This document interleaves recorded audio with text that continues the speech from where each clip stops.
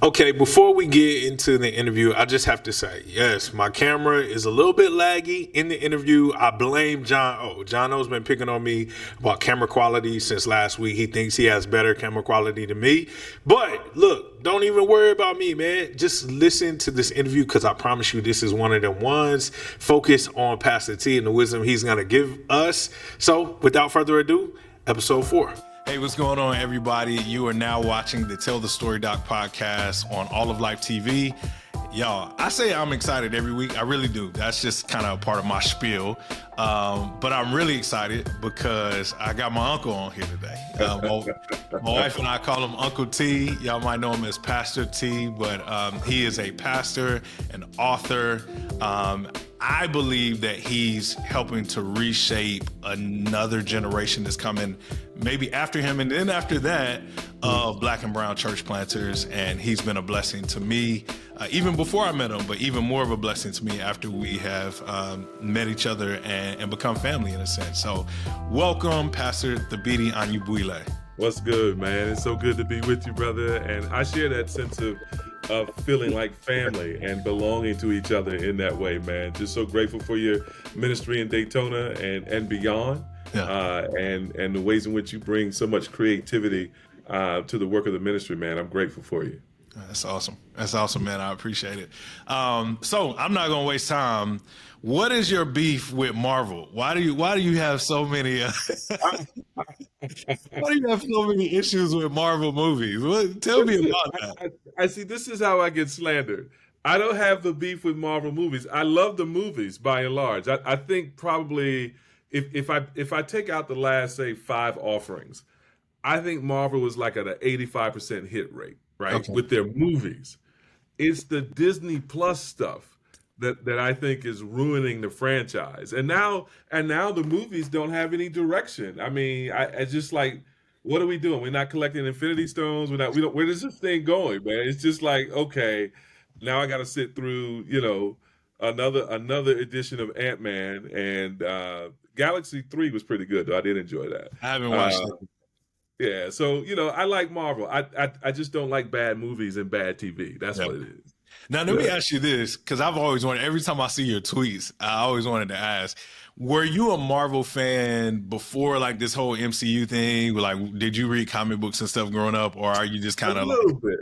Okay. Yeah, a little bit. I wasn't a comic nerd. I mean, Iron Man and Power Fist, I got into that. That probably was the run that I got into a little bit as a kid. Okay. So I'm not like a comic nerd. And honestly, man, the comic nerds get on my nerves, man. Because, I'm talking about the movie and they show up with all this, but in the comics, It's like, but I didn't pay for the comic. I paid for the movie. And the movie was whack, right? So I'm not that dude, man. I just know what I like on film. And most of the times the movies are hitting for me. Yeah. But the TV productions, I'm just like, y'all took 8 episodes to give us a 30-minute movie, really. Yeah, right?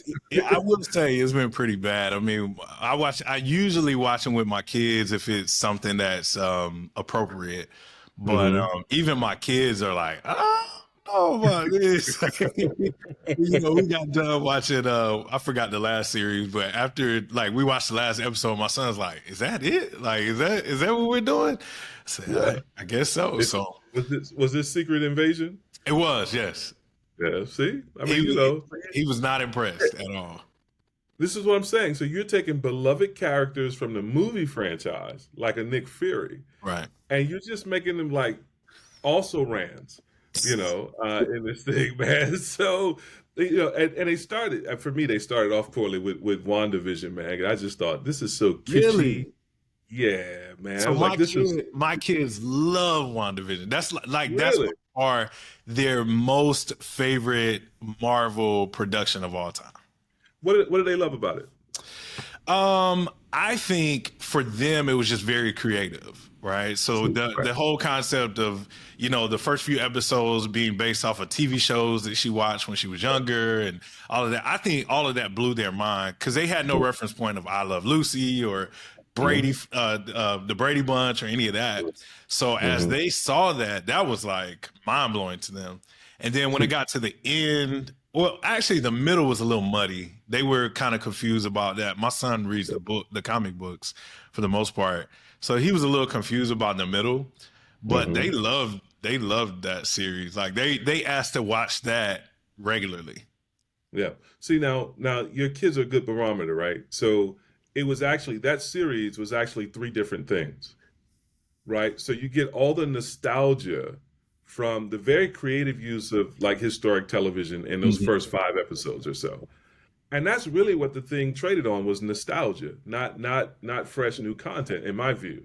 Yeah. The middle was muddy, and then the last 3 episodes was like banging, right? And so my thing was just give me the last 3 episodes, man.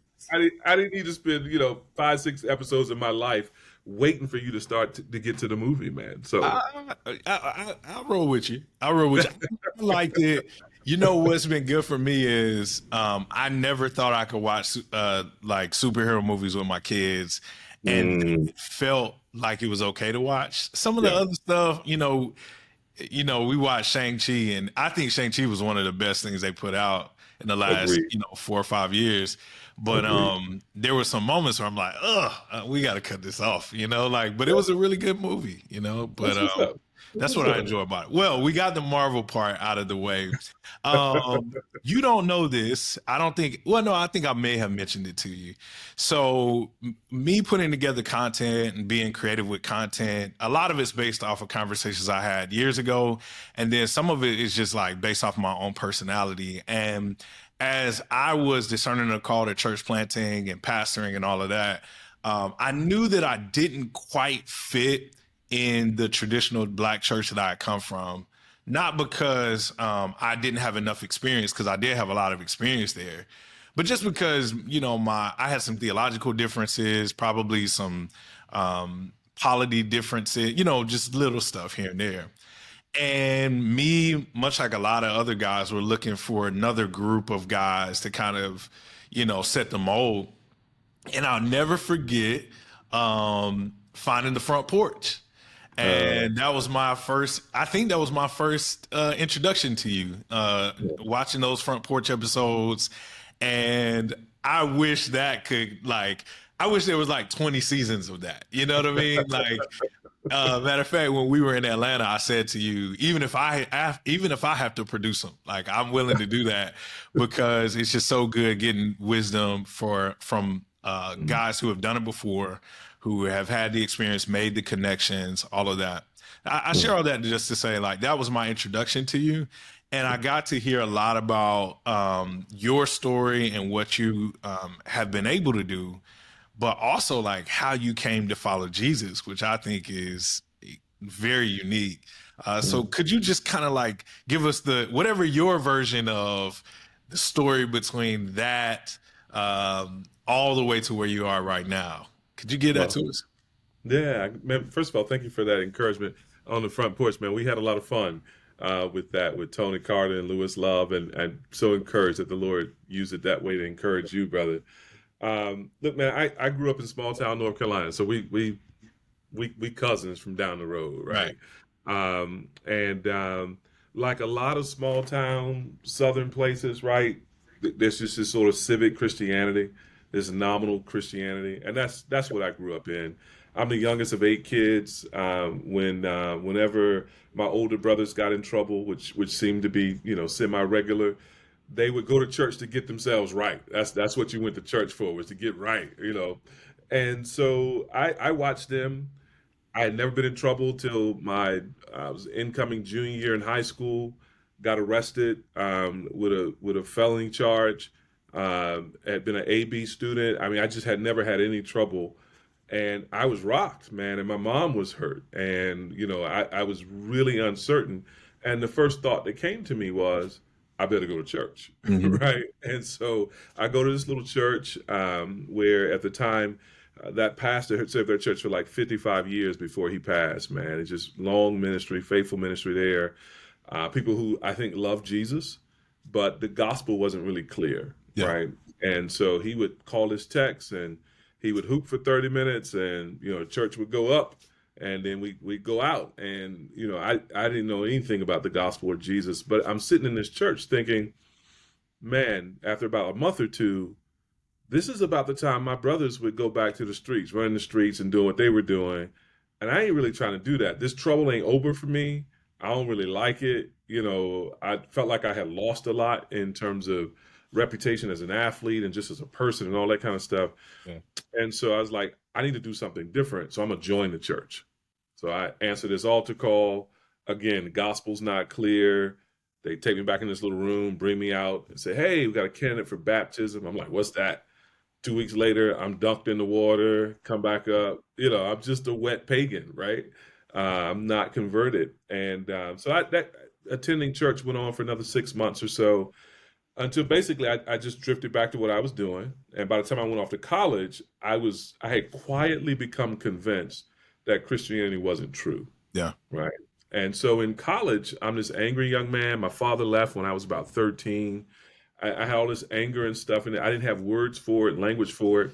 And in college, my freshman year, I bumped into Muslim men on campus. Mhm. They would come to student events, coming to lectures and things, and sharing and whatnot. And they were talking about the importance of Black men being men, living clean lives, marrying their women, taking care of their wives and their children, making contributions to the community. And I'd not seen men like this. And Mhm. I was just drawn to it like a moth to a flame. And I just knew, I was like, I think that's what I need. And Because just to give context, Mhm. for those people who may not know you, this Yeah, is late 80s, early that's right. 90s. Okay. This is All right. 80, So, this is 80, this is 88. Yeah. and we're And we're talking like the I'm in Nation of this. Islam, not That's right. okay. So these men at this point are with the nation, right? Mhm. And it was interesting. I had some categories for the nation because, like I said, I was this angry young man in high school. And I had a literature teacher, a Greek and modern literature teacher, a Jewish lady transplanted down from New York. And she was trying to help me with my anger. And she started giving me the writings of 60s radicals. So Mm. I'm reading Amiri Baraka, H. Rap Brown, Stokely, all those cats, man. And so I'm getting madder. I'm getting even more mad, right? Read those guys. But you bump into Malcolm and you bump into the Nation as you're reading that kind of literature. So I had some categories for it. And my freshman year, when I got on campus, I read the autobiography of Malcolm X and everything I could read, et cetera.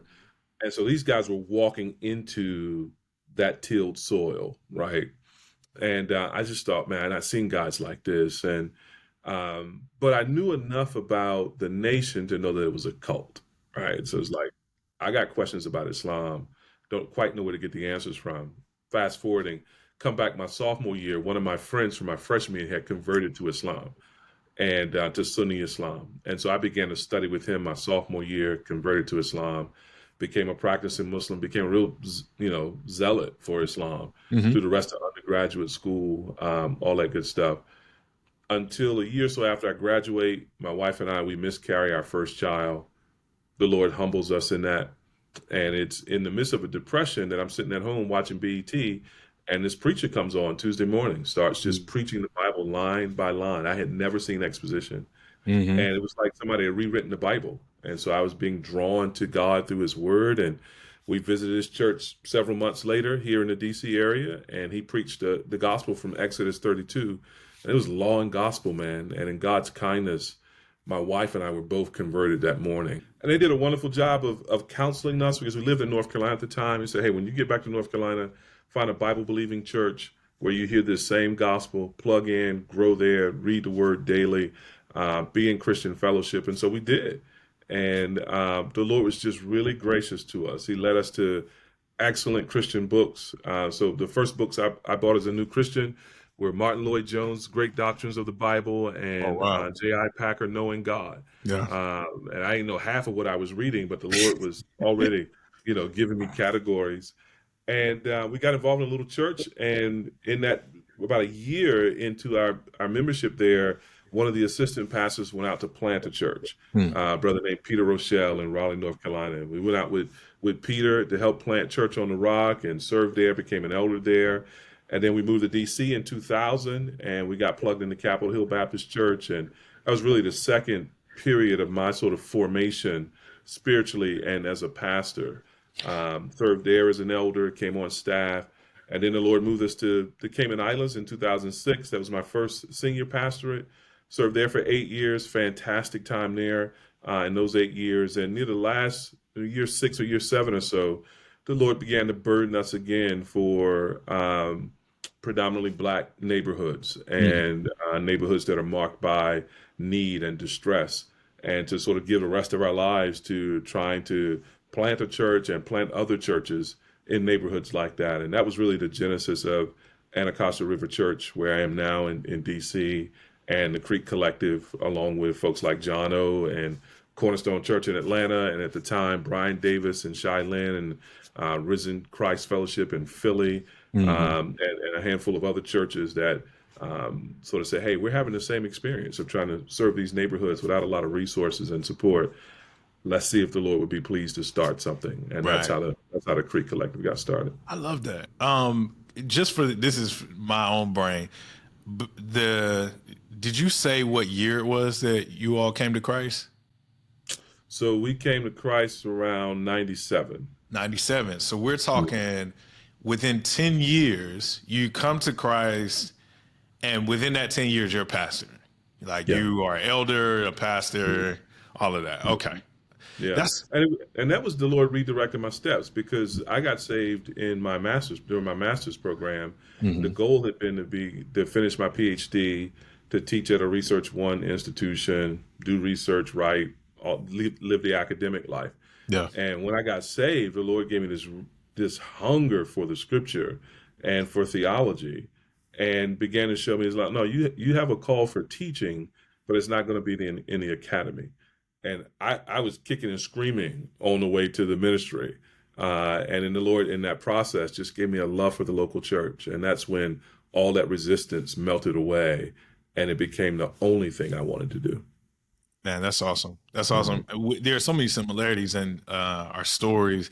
So yeah, small town, North Carolina, small church. I can't remember hearing the gospel clearly as a young person. Still went, got baptized, joined the church, all that stuff. And I very much, now I never went into Islam or any other belief systems, I would say, beyond my own, whatever you would call it. But I was very much like that, where I came to college reading autobiography of Malcolm X and, like all of these things. I remember my roommates thinking that I was radical when I was 18. I have a tattoo of Africa on my shoulder. And I remember like my freshman year, people were like, you gonna go to church? I'm like, I'm not going to church, but I always had a love for the Bible though. Even when I wasn't following Jesus, I had a love for the Bible. I just knew that I wasn't quite there, and so that's awesome. I've heard this story many a times, but it's always refreshing to hear it again. No, man. And I love you sharing your story, man, because one of the things I think is important, like I can look back on that little church experience and lots of churches like it, and can point to, a number of things that I would see differently, or a number of things that I might think would be weaknesses and ways in which I would want that congregation to grow.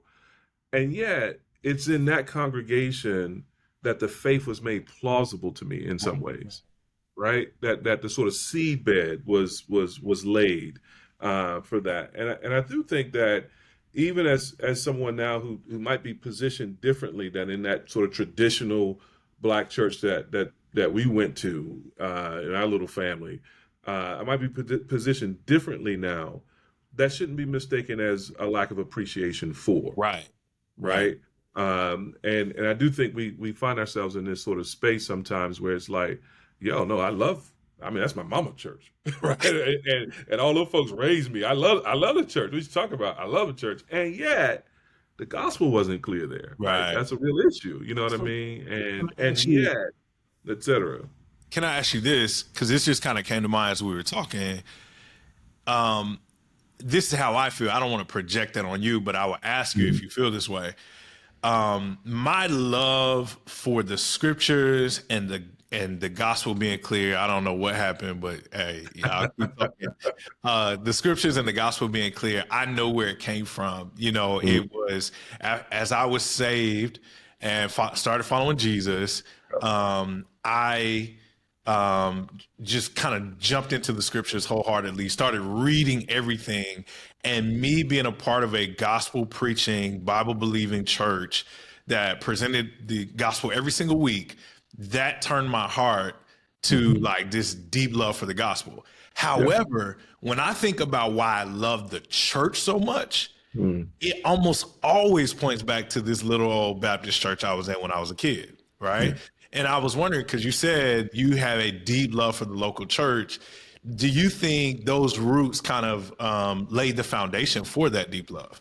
I do, right? Because I think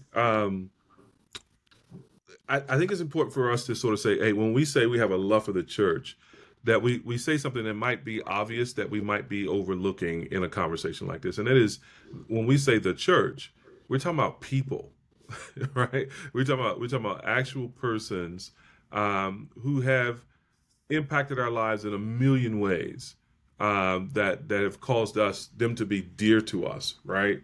So I think, for example, that little church, the longest standing member of that church and my family was my grandmother, right? And my grandmother's faith was a simple faith. She wasn't reading no theological books. She didn't graduate from high school. Any of that stuff. But it was a deep and profound faith. She was married to my grandfather by marriage, but he was an alcoholic, a binge alcoholic, and he was what we would call a nasty drunk. Right? When he got drunk, he got angry, he got violent, he got different things. Man, the way she would talk to Jesus, through those storms when he was tripping, and the way she would trust the Lord, and the way she would hold fast to her marriage, Yeah. even in the midst of all of that good stuff. See, that was a whole lot of Bible. That was a whole lot of Bible, bro. And You so, hitting on something. You hitting on something because I've been a part of churches that can articulate that very well, but the example is not there, that's right? exactly right. But That's then exactly when I think about situations like that, my grandmother was the same situation, the exact same situation. I think many of our grandmothers experienced that's that, right. especially, coming out of slavery and all of that. That's right. Um, I saw that same thing. You know who told me that marriage was important? The people in that church way back. That's right. The people who would fight for to make sure that you were married whenever you had children, or even like when I think about abortion rights and all those things, like my Yeah, ethics on all of that came from that church. And that's right. although they might not have been able to articulate it as well, they displayed it better than I've ever seen it. Amen. So yeah, No, amen. And if Jesus is to be believed, and he is, when he says in John 13, this is the mark of your discipleship, is your love for one another. right. Man, those churches far excelled many other churches when it came to loving folk, Yeah. right? And loving folk, and making very practical and applied, the truths that you're talking about here, right? And so when I talk about the Black church, I mean, I'm thinking about those persons, right? Not so much an abstract institution and all of its rituals. I mean, that's in there too, Mhm. but I'm thinking about those persons, and those persons are the ones who taught me to love, and those persons are the ones I love, and those persons are why I long for, I'm burdened for revival, Yeah. for growth, for strength, for depth, to go along with, right? Not to replace, but to go along with that expression of faith that's already there, that is deeply ethical, and deeply practical, and sustaining, right? And so, yeah. Tell me this. This might be a little of revisionist history, but you caught a little smoke with the Reviving the Black Church book, didn't you? More with the decline of African American theology. Oh, really? Yeah, Okay. yeah, yeah. People were mad at the decline. They were gnashing teeth. They were gnashing teeth, bro. Oh, Uh, and I get it. I get it, because with the decline, I think two things are true. Number one, it's a book that sort of breaks ranks. It's sort of, because it's published, it's talking outside of the community a bit, right? yeah. And I think there's a legitimate concern for how our churches and how our people get misrepresented by some communities, conservative, evangelical, white communities, for example. So I get that. And then the other thing is, I was a much younger writer and probably much closer to a cage stage Calvinist at that Mm, point. And so there are bits in there that are sharp that in hindsight, it's like if I'm changing anything in the book, I don't think I can change the thesis because it's just the history. right. But if I'm changing anything in the book, I think there are places where I would go back and change the tone in significant ways. But people didn't like that, the book's premise was actually, if you go back to the 1700s, late 1700s, early 1800s, you have a much more theologically informed black church. For sure. And as you come down the history, it starts to sort of degrade and splinter off into all kinds of other things. Now that's happening with the white church in America too, Mhm. but we don't like to tell our business, right?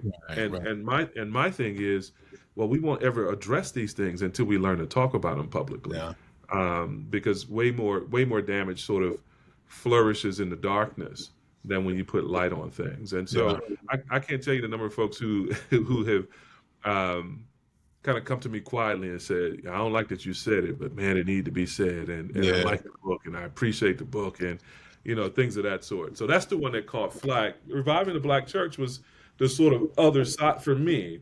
Actually, Reviving the Black Church was the first book I set out to write. Okay. Took me 15 years to write it because the Lord had me do those other books along the way.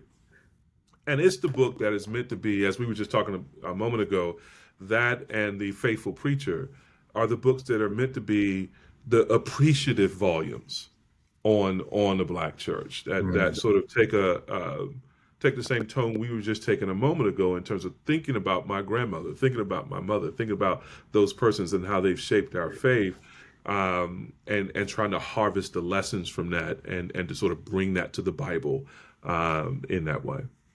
That's good. That's Yeah. good. Um, I so when I think of the categories of where to put you, like as I'm describing you or John or a few other guys, as I'm describing you guys to people who I know here locally, who may be a part of traditional Mhm. black church, traditional black churches or traditional black denominations, Mhm. sometimes I have a hard time articulating what we, and I'll put myself in that category, Mhm. what we are. Like, have you thought about how to define that, or is it kind of just, hey, it is what it is, and we're looking to faithfully follow Jesus, faithfully love people, and we want to give to the people who are in our communities. Yeah. I think I'm probably more in the "it is what it is" category. That's my first response, right?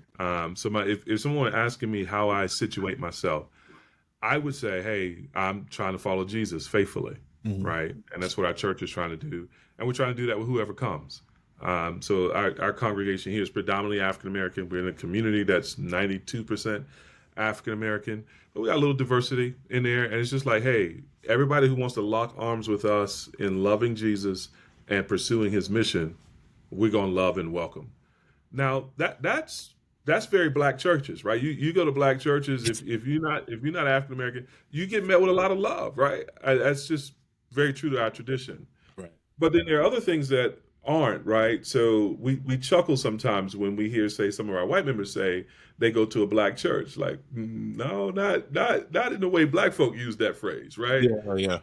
Because it's not sermonically. I don't preach in what many people would consider sort of traditional sermonic style. Hmm. Um, there's an emphasis here on some things that historically were a part of the black church, but don't seem to be emphasized as much anymore, like international missions, um, things of that sort. So there's some things that sort of mark us out as different in that way.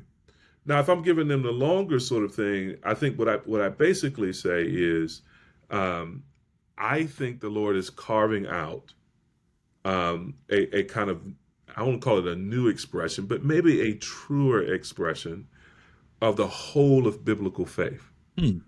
That Okay. is the marriage of sound biblical orthodoxy and sound biblical ethics. Mhm. So we care about the truth and we care about treating people right, right? And that marks us out as different from, I would argue, on a number of issues, racial justice, things of that sort. That marks us out as different from the white evangelical church in America, right? In terms of the ethics, in terms of a leaning into treating people right, doing justice, right? But at the same time, it can mark us out as different from a lot of traditional African American churches, which who may not be emphasizing theological orthodoxy. It's not to say that they're not orthodox; it's just not the emphasis, right? And so it's like we're trying to hold those two things together. Now, there are many places, you know, the sort of awakening I had in the last 15 years is to realize is that, oh, some of the people that I thought I rocked with theologically, I looked up and discovered that ethically we were miles apart, Mm. right? Right. And then there's some people that I rock with ethically and theologically, y'all talk crazy, far as I'm concerned, right? Yeah. You know, and that tribe of people who hold both of those things together is a much smaller part of the universe than I would have thought 20 years ago or 15 years ago. Hmm. And I feel like my project personally here in our own local church, and with the Creek Collective, is to try and sort of say, no, these things belong together. They are not antagonistic to each other. So when I hear guys talking about on the sort of white evangelical side, talking about how nervous they are about the social gospel, I'm like, that you're making enemies of something that doesn't have to be enemies, right? Right. Yeah. And when I hear people over here on perhaps the African American side sort of throwing away evangelicalism, I go, okay, you can throw away the movement and the sort of Trumpism and all that's come to be called evangelicalism, but don't throw the theological baby out with that bathwater, right? So Hmm. like, no, you believe in the authority of Scripture, right? You believe in its inspiration. You believe in the centrality of the cross. You believe in Christ's crucifixion to atone for our sins and His resurrection and all those kinds of things. So don't throw that away. And I fear for a number of younger African Americans who were over these last several years who have had a significant part of their discipleship in evangelical spaces, who are leaving those spaces saying, I'm going back to the black church. And I don't have a problem with that. But it's when I detect a kind of romanticism about that. Mm. And when I see a wide openness to sort of, I would say, unorthodox, even in some cases heretical theological views, I go, oh, you're doing more damage to yourself than you are help, right? Don't overreact in the opposite direction in that way. And so I just want to say, hey, here's where we are. We're right here in the middle, trying to hold together everything the Bible holds together. And the Bible does not feel any tension between getting God right and getting neighbor love right. Those things go together, and that's what we should be fighting for. I love that. I love that. Even as I asked you the initial question, halfway through your answer, I realized the greatest parts of history are not the times where people define themselves, but when there are definitions for a movement post the movement or after the movement's going, right? So it's really not even for us to define. It's just, hey, this is what we're pursuing. We have both of these things in both hands, and we can proceed forward with both. And it's okay for it to look a little bit different than it did, 100 years ago, or even, 30 or 40 years ago. That's right. So it's interesting that we have the privilege, honestly, to kind of walk this out. And I feel like that's a great segue to like Creek Collective, because a lot of the churches who are part of Creek Collective feel that, and they experience that, and they want that, and they want to continue planting other churches that are like that. You hinted to it earlier, but how did this idea of the Creek Collective come about? Yeah, we were in our first year as a church plant here at ARC, maybe even the first several months. And Brian Davis is one of the pastors at Risen Christ Fellowship up in Philly, called up and said, "Hey man," he said, "man, I'm full time in ministry now." He said, "Bro, how you organize your time, man?" he's like, I feel like I need to sit down with an older brother, just figure out how they approach their week. I said, "Man, come on down. We'll spend a day together, and I'll show you what I do." They said, "Cool." 10 minutes later, he calls back and says, "Can Shy come?" I said, "Sure." I mentioned this to one of my elders, and he said, well, John and Tripp and those guys are about to launch Cornerstone. You think they might be interested? So next thing I know, we got the full elderships of those three churches sitting in this elder's living room, just sort of talking about how things are going. And out of that conversation, we realized we were having the same experience of getting little to no support from the denominations we were in, of realizing that the resources that we used in other contexts didn't fit the context we were in, whether those were apologetic questions or whether that was the reading level of the books that we were all sort of cutting our teeth on. It's like the resources didn't fit. And realizing also that tension, that the spaces we were in were spaces that felt a lot of consternation about, preaching the gospel on the one hand and standing up for your neighbor on the other, right? And we didn't want that tension. We were looking for a place where it was like, no, those things are both in the Bible. We're trying to do both of those things, et cetera. And we're not trying to be responding to a culture war and all that good stuff. So we had like 2 meetings like that over 2 or 3 meetings like that over the course of a couple years. And in one of the meetings, Tripp sort of said, hey, so we just going to keep this to ourselves, or we going to, there's some other people that we think would probably want to be in this room and form some kind of group.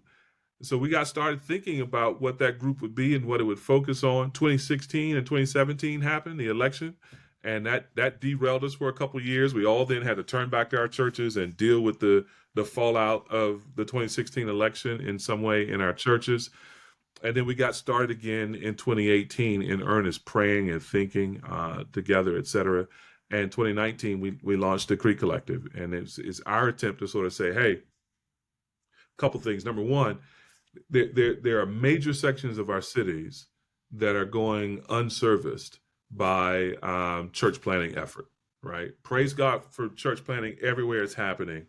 But you can draw, we're redlining Black and brown neighborhoods, Black and brown poor neighborhoods, and saying we're not going over there. We need to correct that. Number two, the funding models that we have don't work, right? So you're going to need a longer runway. You're going to need more support.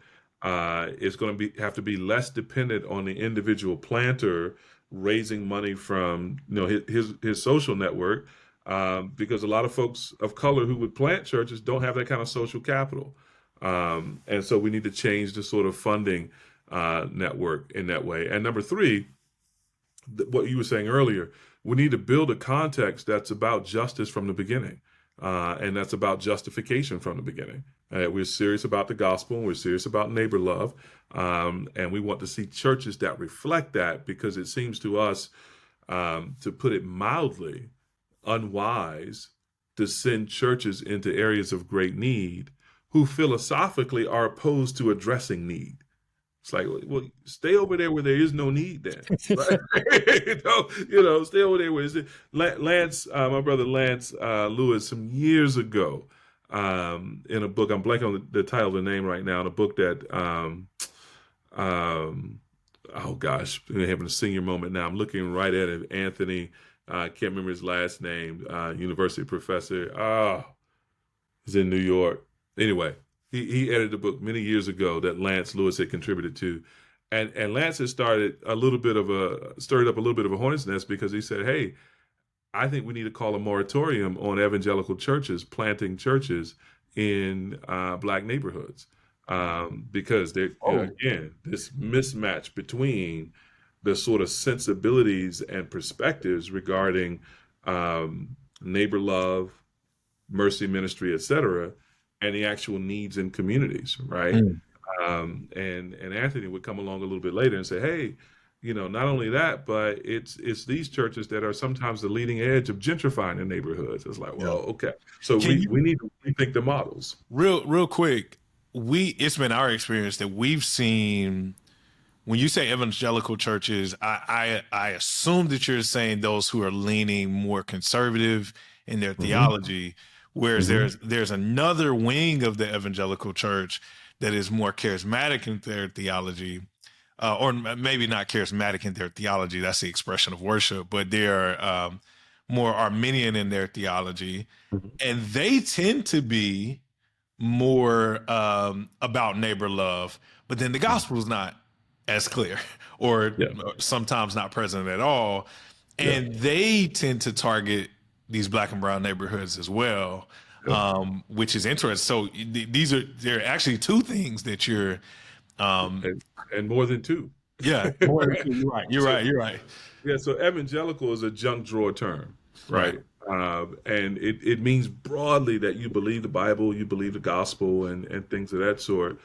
But you're right; they're very different flavors, very different varieties, and yeah, and so I think, and all of them present some problems, right? So on the sort of progressive side of evangelicalism, you do have folks who seem to have forgotten the gospel, or worse, or kind of redefining it in some ways that are unhelpful. On the sort of conservative side, not just theologically but politically, and that's where I think the problems are. Is the conservative social ethics sometimes that are out of step with the scripture. You have folks that sort of say, "Hey, either we're not going over there," or they say, well, "Yeah, we'll invest in this, but wink, wink, nod, nod. What that church really needs to do is make those people of color a bit more like white people." Mm. In terms of how they think about the world, Yeah. right? So they haven't made a distinction between helping people grow up in Christ and helping people grow up in their own particular cultural points of view, right? Right. Those are two different things. And then you got moderate folks in the middle, right? Who seem to me to be doing a lot of hand wringing, and we want that to happen over there, but we don't know how to do it, and they show some interest, and some of them are quite sincere. They pony up, they invest in things. But here's what happens with the moderate, and it's the same thing that Dr. King faced. That when it comes to then sort of taking stances on not so much theological things, but all those social and cultural things that harm the body of Christ, the moderate takes their cue from the conservative, Mm. right?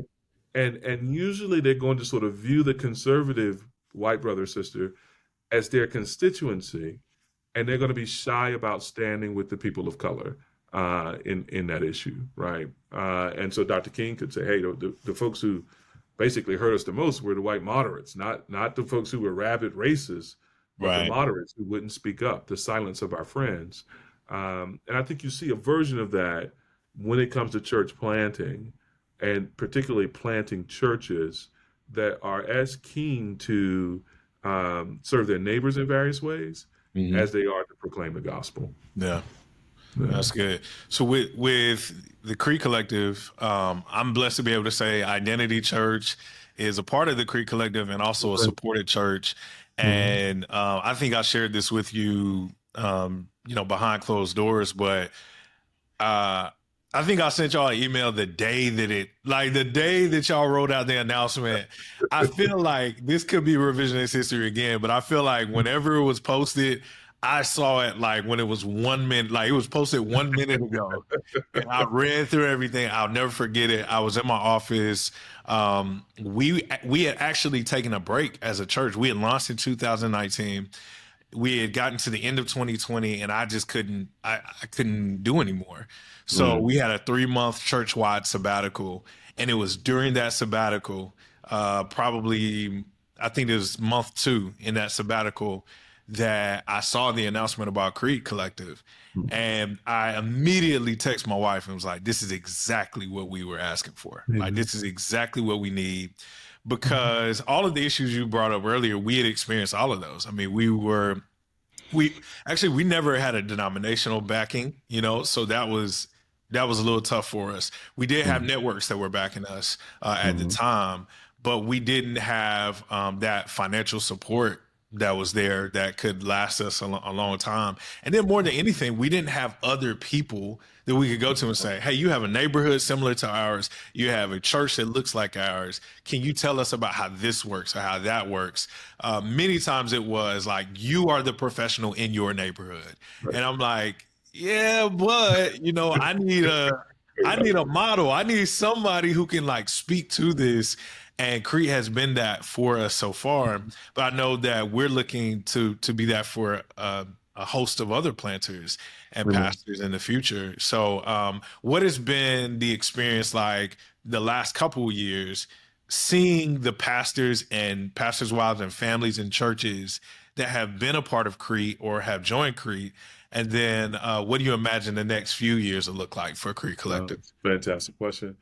I hope their experience has been like yours. I think that's what I commonly hear, is that there's a at last kind of moment when folks get introduced to us, right? Because I think when you're laboring in the neighborhoods that we serve, and everybody in your network is looking at you like you're the expert just because you're in the neighborhood, that's isolating, right? And it's kind of like, no, there's so much I do not know, right? And I ain't trying to pretend like I do, and it's hard, right? And so the folks who, I think most folks feel like, oh, I found my tribe. Not that we want to be tribal in a negative sense, but I found my people, right? Folks who I don't have to explain my context to, right? Because they're in neighborhoods like mine. Folks who have very similar questions to mine and are working on those issues and maybe are a little bit further down the road, or we can sharpen each other.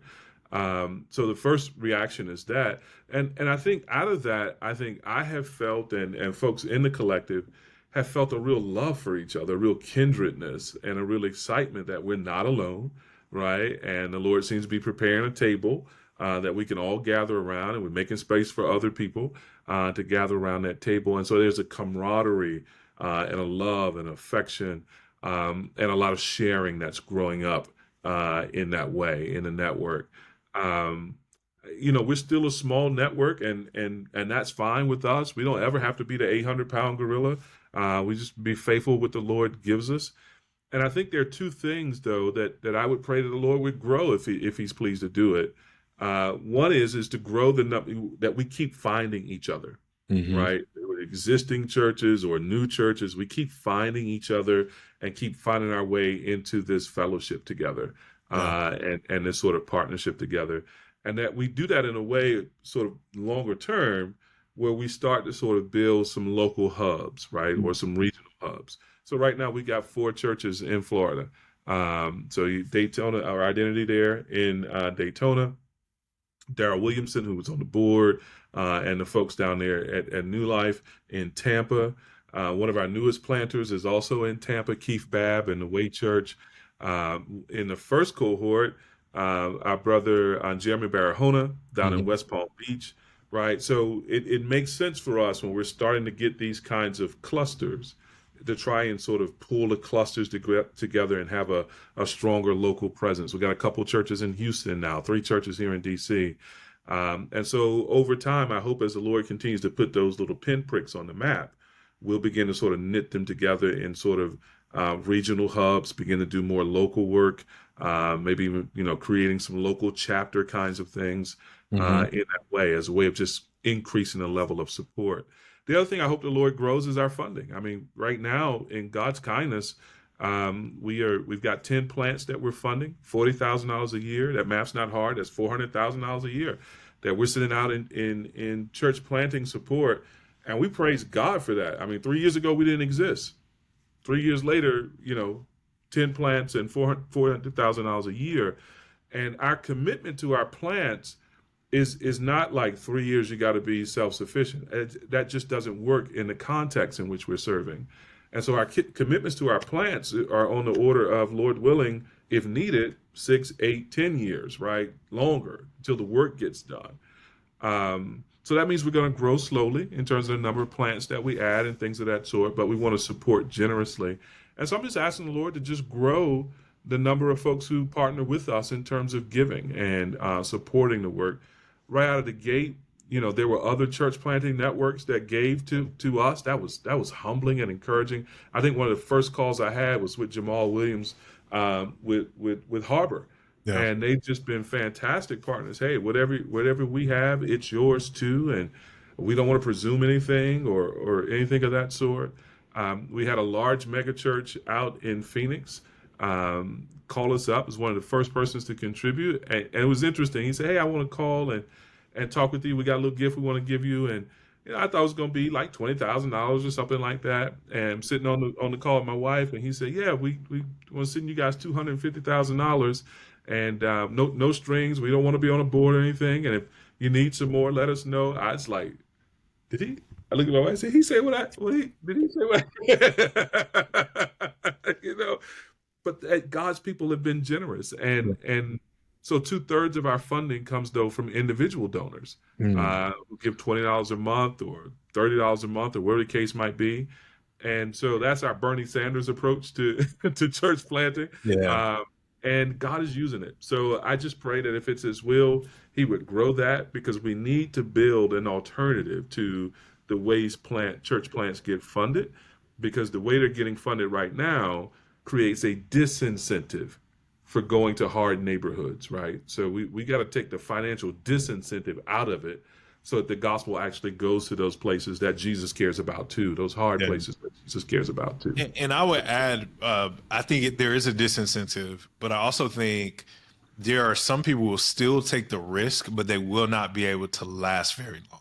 That's right. Right. So That's right. I'm seeing friends of mine, people who I loved and respected, or love and respect, churches that looked a lot like ours that have had to close their doors because there's a 3-year window. Like Yeah. hey, and at the end of this time, and that 3 years starts whenever you say, I want to be a church planter, not whenever you launch.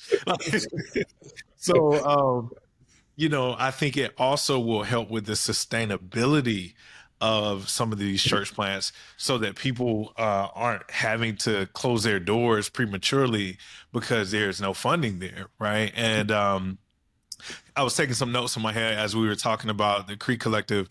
One of the things, I shared this with a friend recently, one of the things I love is there was a blueprint, whether people would admit it or not, of how to become a church planter in an urban neighborhood, or like a young Black church planter that wasn't a part of like, the traditional Black church, or even like the new age Black church. And you usually went to seminary, found a larger white congregation that could support you financially. You did a couple years there. You had them send you out. You joined a major network, and you prayed a lot. You know what I mean? And then, depending on what side of town you were in, you were either around in 5 years or you weren't. Yep. And that was the blueprint, and that's what I pursued, and that's what a lot of my peers pursued. One thing that I have imagined for the Creek Collective is we're creating a brand new path where guys don't have to necessarily take that route anymore. Amen. Now they can, spend that time going directly to that neighborhood, or maybe spend that time in neighborhoods that look like that neighborhood, and still feel financially secure enough to go to the place that God has called them. And I think that's going to be huge. Like I believe in the network. My wife and I give. We're one of those $10 Amen. Amen. right now, but we're committed to it because I want the next guy to be able to say, no, I mean, I felt called to this neighborhood. Maybe I do need some eyes on me, so I'm going to spend some time in DC or maybe even Daytona. And then I'm going to go directly to that neighborhood. And I don't necessarily have to join this monster network to get, these things. And not to say anything negative, because there are great brothers and sisters in those networks as well. But I think it takes a lot of pressure off of a person when they're like, I don't have to join the biggest, I put it in record label talk. Like, you know what I mean? I don't have to sign to Atlantic or Universal. I can be an independent, artist in a sense as I'm going into this neighborhood. That's right. And, go ahead. no, what you're saying there is so important on a lot of levels, right? Because, and I'll try to tick off about 3 or 4 of them real quickly. Number one, it's important because 3 years and self-sufficiency is not in the Bible. No. Right. Right. That's I don't know who made that up, but that is not a biblical requirement. And we got to ask ourselves, what are we doing with Jesus's money? Right. In that regard. Number two, I think what you're saying is very important, because we got to stop chewing up young planters and their families, just throwing them at the wall to see who sticks. That too is not particularly biblical, man. We gotta come around families, and we gotta give them supports, and we gotta labor with them in a healthy way so that they're not closing in 5 years, but are in fact enduring, right, and being faithful as the measure. The other thing that's really important about what you're saying is we got to have a model in this new. I love the way you're talking about this new path. that allows a person to get equipped without leaving their context, or without leaving their context so long they no longer fit the context. Okay, let me stop you right there. And this is my experience. Mm-hmm. We in 2015, we knew where we wanted to be. We knew where we wanted to plant. We Mm-hmm. left for 2 years, went to a city that we felt like was a lot like ours, came Mm-hmm. back, and the entire neighborhood was different. Yeah. And we had lost our footing. Mm-hmm. Like people didn't know us Wow. anymore. Some of the people who we had built relationships with had left because we felt like it was a requirement to pick up, leave, go somewhere else so that we could be funded and get the experience. So what you're saying, being able to grow, get the experience without leaving your context or even leaving your particular neighborhood, That's right. that is a game changer. And it's huge. It's hugely important, right? Because what we're finding is the folks who had that passion to be in that context, they probably were in that context. And then according to the model that you were talking about, they were told they had to go somewhere else, right, to get this equipping, so to speak. And then the equipping they got made them ill prepared to go back where they were to start with, right?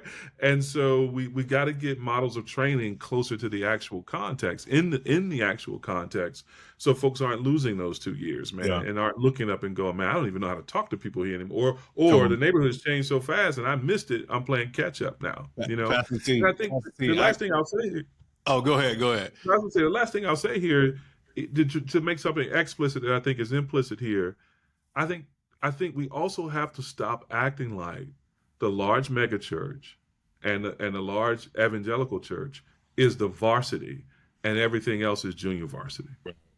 Right? It's just like, okay, the mental models that we have, the aspirational models that we have for what our church is going to be or what it wanted to be. Everybody wants to be the next Tim Keller, the next whoever who blows up and has a massive church. It's like, actually, most churches ain't going to be that. Most Right. churches going to be 100 people on a good Sunday, 50 people on most Sundays. And that's what you need to prepare to disciple, right? And so to sort of get away from this notion of, I don't really have credentials. I'm not really bona fide unless I spent time with John Evangelical Church. Yeah. That we got to scratch that, man, because it's hindering a lot of people, man. Listen, my home church just celebrated 150 years. Praise God, man. Praise God. Praise God. That's mind blowing to me, right? It is.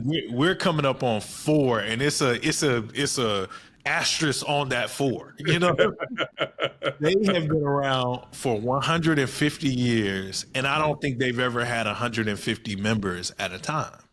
Bless the Lord. So for us to speak to your point, for us to believe that we have to go to a huge mega church that may have 20 years under their belt or 30 years under their belt, Right. Opposed to being able to stay in the community with churches that have been around and have endured. These churches have seen they've seen the Spanish flu and COVID, in one lifetime, right? That's wild. So we have to pay attention to those things. Another thing that came to mind when you were talking earlier about bringing those models into the place, and now you don't even fit that place you're going into. And this is me just kind of going off on my own experience. I was like, all right, I'm gonna bring these home groups to the hood. I'm like, and then I realized, I'm like, black people ain't just going into somebody else's house and they don't know. But then I realized, okay, in Florida, everybody hangs out outside. Right? Like whether it's a stoop or a porch or whatever. So how can we use that? But I had been so, and I won't say indoctrinated or anything, but this is what, you're given as best practices, right? And then you try to take that into your context, especially in an urban, however you want to define that neighborhood. And then you look like you have pie on your face because you're like, actually, no, it doesn't make sense to meet in a middle school here. Like, it doesn't make sense to have small groups that meet in people's homes. What makes sense is for us, I'm just talking about Byron and identity. What made sense was getting a historic building that people knew of. Like, that made sense. Like, as much as I don't, subscribe to us having like traditional models of Sunday school, I'm like, this is what the people know and are used to.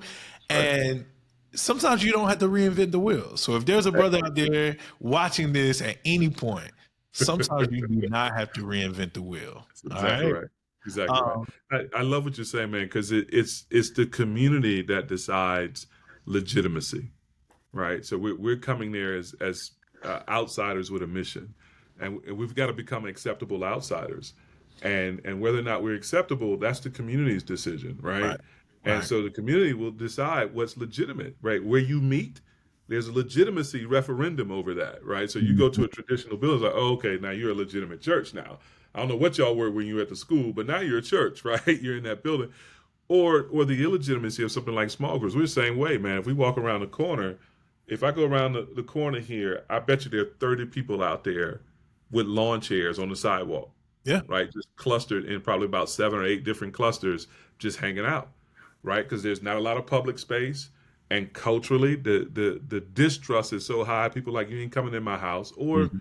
or the embarrassment, right? We Yeah. don't have much, so you're not coming in my house, right? So this sort of middle class, let's get together in somebody's house and eat and have a Bible study and all this kind of stuff. Man, the levels of embarrassment and shame or just awkwardness and other things, the levels of illegitimacy that my community views that with, means that can't be a central strategy to our church, man. We got to gather out on the sidewalk where they gather, right? Right. Right. And do what the community deems as legitimate. So I agree, man. I'm just double clicking on your point. It doesn't have to look like what it looked like over there. You don't have to reinvent what they're doing over there. Just sit still in your neighborhood, get to know your neighborhood and do what makes sense in the neighborhood that you're trying to reach. Awesome. Awesome. I love Mhm. it. I can Mhm. confidently say already that we have to do a part two, right? Oh, And let's get it. I realize, you're so easy to talk to, and I think we just have great conversations. Mhm. Share these encouragements every time I talk to you. But man, my wife thinks the world of you. She's like, man, he's Likewise. so easy to talk to. There's never a time where we have conversations with you that we don't feel encouraged. But I want to be a respecter of time, Yeah. yours and mine, and Amen. everyone else's. So I'm going to ask you about 3 questions, just short answer questions. You can actually spend as much time as you want to on them, but they're fairly short answer questions, and then we'll wrap up the interview. The first one is this: if you follow Pastor T on social media, you know he loves vegetables of all sorts.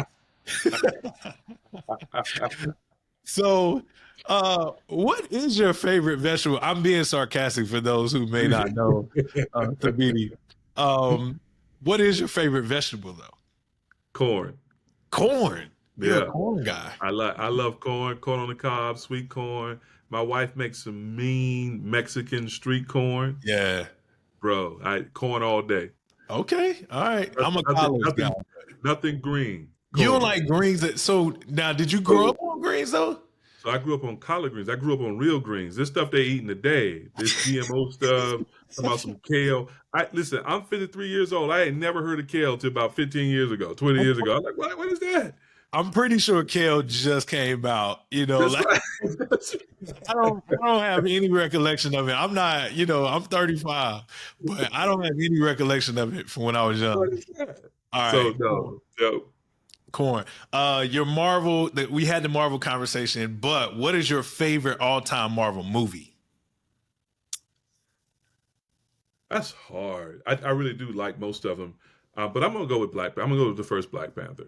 Just in terms of the cultural representation, what it did for representation was off the charts. Now, in that same category in terms of representation is Shang-Chi, right? So Mhm. that and what they did with the martial arts genre. Mhm. And I love that. That's off the art. But the storytelling in the first Black Panther is not as good as it is in the second one, I don't think. Mhm. But I think if I'm going to go with Marvel and my favorite, it's probably the first Black Panther. Okay. Yeah. I'm gonna make my way to DC. It's one of the places I've been wanting to come for a while. Actually, we're gonna bring the whole family up. We had a vacation planned 2 years ago, or maybe last year, 2 years ago. But we got pregnant with my youngest daughter. But when we make our way up to DC, what's the place that you're gonna take me, or you're gonna at least tell me to go to when I'm up there? Oh man, there's so many. I'm gonna give you two. I think you got to go to the museum, the National African American Museum of Right. History and Culture. You got to do that. But then I'm gonna probably take you to eat too, and I'm gonna take you to a place called Succotash, Okay. uh, sort of upscale soul food. Good eats, man. We're gonna go get the family dinner and hang out. So do you get the succotash there? Do they make the succotash? That's just the name of it. I haven't had succotash there, but you can get fried. You can get almost anything you want: fried green tomatoes, ribs, chicken and waffles. What the whole nine, man. I love succotash. So if they have that, that's what I want Okay. with some fried chicken, man. Well, we're gonna wrap up, man. Okay. Again, I just want to give you your flowers and honor you, man. I love you. You've been such an encouragement to me. I feel like there's not much I can't ask you about or talk to you about. And that's just been a blessing to not just me and but my family as well. So as we wrap up, I want to remind everybody that Pastor T pastors in Acacia River Church in the DC area. So if you're in DC, check them out, especially if you're looking for a new church. And then if you're a pastor or a church planter and you may have been just kind of energized by some of the conversations we've had about church planting, especially in urban neighborhoods, and maybe you don't feel like you fit in some of the circles you're in, man, look at the Creek Collective. We have a host of pastors and church planters all over, and we are just looking to see you walk with other brothers and sisters that are making this work happen so that we can continue to see the gospel go, but also continue to see our neighborhoods loved on. So any last words for you, Pastor T? Brother, I love you. I love your family. Greet your beautiful wife. Hug them kids for me. And my respect was already through the roof for you. I didn't know that it could be higher until I just saw you with the John Coltrane "Love Supreme" out on the shelf back there. I like, this is my dude right here. This is my dude. So we're gonna have to talk jazz at some point too, man. Oh yeah. I was going to ask you a jazz question, but I punted on it. So Next time. we'll do that on the next one. Well, Amen. God bless you. And for everybody watching, continue to live all of your life in Jesus Christ.